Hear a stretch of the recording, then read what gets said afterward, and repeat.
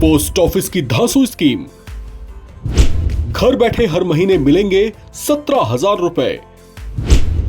क्या है post office की SCSS स्कीम?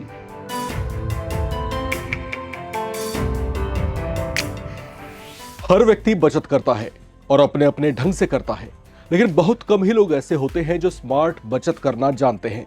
यानी एक ऐसी बचत जो आपके आने वाले कठिन वक्त या उस वक्त जब आपकी मासिक आय को सुनिश्चित करे जब आप सेवा मुक्त या रिटायर हो चुके हो।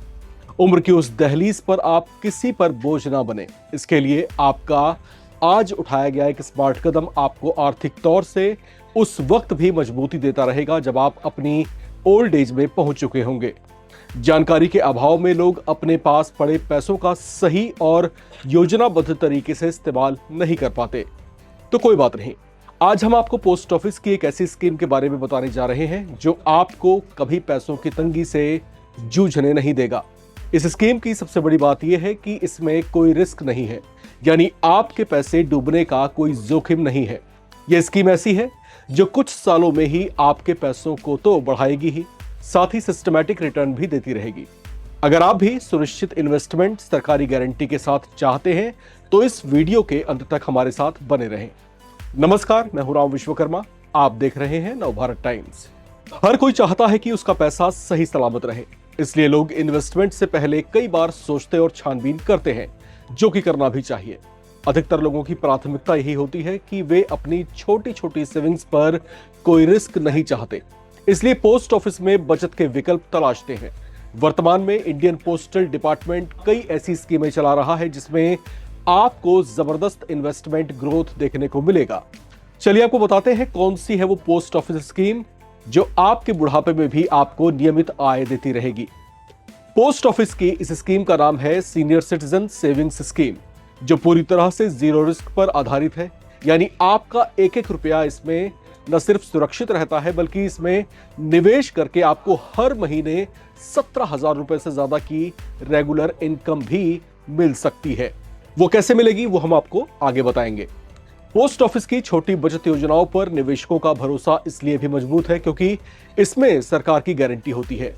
SCSS स्कीम या सीनियर सिटीजन सेविंग स्कीम के तहत निवेशक को फिलहाल 8.2% तक का ब्याज लाभ मिल रहा है। इतना ऊंचा ब्याज दर तो बैंकों की FD से भी नहीं मिलता। इस योजना की खास बात यह है कि जिस समय आप इस स्कीम में एनरोल करते हैं या जब आप इस स्कीम को लेते हैं, उस समय का ब्याज दर पूरी मैच्योरिटी की अवधि तक लागू रहता है। इस योजना का दूसरा बड़ा लाभ यह है कि इसे देश के हर आम और खास नागरिक को ध्यान में रखते हुए तैयार किया गया है। इसके तहत आप अपने निवेश की शुरुआत महज 1,000 रुपए से भी कर सकते हैं, जबकि इसमें अधिकतम निवेश 30 लाख रुपए तक का हो सकता है। हालांकि इतनी ज्यादा राशि का निवेश जॉइंट अकाउंट के जरिए ही संभव है।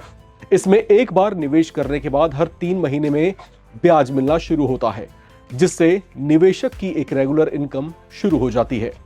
इस तरह से होने वाले अन्य लाभों की बात करें तो SCSS स्कीम या सीनियर सिटीजन सेविंग स्कीम लेने पर आपको टैक्स सेविंग में भी मदद मिलती है। इनकम टैक्स एक्ट की धारा 80C के तहत निवेशक को करीब 1.5 लाख रुपए तक की टैक्स छूट मिलती है। अब सबसे बड़ी बात यह है कि इस योजना का लाभ कौन ले सकता है, तो हम आपको बता दें कि इसका लाभ 60 साल या इससे ज्यादा की आयु के नागरिक ही ले सकते हैं। डिफेंस में रहे नागरिकों को 50 की उम्र के बाद और VRS लेने वाले कर्मचारी 55 की उम्र के बाद भी इस स्कीम का लाभ उठा सकते हैं। अब आपको बताते हैं कि इस स्कीम से आपको हर महीने 17,000 रुपए की नियमित आय कैसे मिलनी शुरू हो सकती है। अगर आप इस योजना के तहत एक मुश्त 25 लाख रुपए का निवेश करते हैं तो वर्तमान ब्याज दर 8.2% के हिसाब से आपको सालाना 2,05,000 रुपए मिलना शुरू होता है। इस तरह से तिमाही ब्याज 51,250 रुपए या मासिक 17,000 रुपए से ज्यादा की ये रकम बनती है। हालांकि यहाँ पर एक ध्यान देने वाली बात यह है कि पोस्ट ऑफिस स्कीम्स में जितनी भी योजनाएं आती हैं अलग अलग, उसमें ब्याज दर भी अलग अलग है और सरकार समय के साथ साथ जो ब्याज दर है उसमें भी अमूलचूल परिवर्तन करती रहती है। तो ऐसे में आवश्यक ये है कि जब भी आप पोस्ट ऑफिस की कोई स्कीम लें तो डाकखाने में जाकर के वहां पर आप उसके बारे में एक विस्तृत जानकारी हासिल कर सकते हैं और साथ ही साथ उस समय चल रहा जो ब्याज दर है उसके बारे में भी आप पता कर सकते हैं। फिलहाल इस स्कीम के बारे में आप क्या कुछ कहना चाहेंगे, लिख करके कमेंट बॉक्स में जरूर शेयर करें। देखते रहें नवभारत टाइम्स।